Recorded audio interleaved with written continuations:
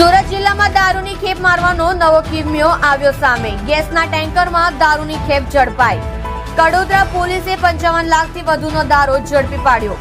કડોદરાના તાતીથૈયા ખાતેથી ઝડપાયો દારૂ ભરેલું ટેન્કર અને ટેમ્પો। પોલીસે કુલ 54 લાખથી વધુનો દારૂનો જથ્થો અને વાહન મળી 71 લાખથી વધુનો મુદ્દામાલ કબજે કર્યો।